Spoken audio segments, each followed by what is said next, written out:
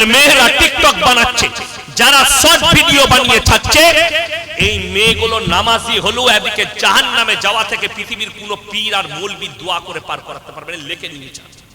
যদি কোন বাপের বেটা মৌলবি থাকে আমার চ্যালেঞ্জকে অ্যাকসেপ্ট করেন, আমি আর দক্ষিণ দিনাজপুরে জীবনে আর জলসা করব না যদি বলে এই মেয়েগুলো এইভাবে টিকটক বানানোর পরেও জান্নাতে যাবে। সেই মৌলবি যদি বাপের হিম্মত থাকে স্টেজে এসে কোরআন আর হাদিস, বড় কষ্ট লাগে। সমাজ এটাকে দিন মনে করে নিয়েছে, এই ব্যাপার দাহিকে দিন মনে করেছে। যারা নিজেদের সন্তানের, আরে মুসলমান নামাজ পড়ে আমি দেখিয়ে দেবো, নাম করব না, কোন জেলার বলবো না, নিজের লাতনিকে ড্যান্স শিখাচ্ছে নামাজি লোক মুখে দাড়ি রেখে, আর ফেসবুকে ছাড়ছে এটা আমার লাতনি ড্যান্স। তোমার লজ্জা হওয়া দরকার, তোমার মতো নামাজিরাই আগে জাহান্নামের রাস্তা অতিক্রম করবে। তুমি নিজেকে মনে করছো মুমিন হয়ে গেছে, কে বললো আপনাকে?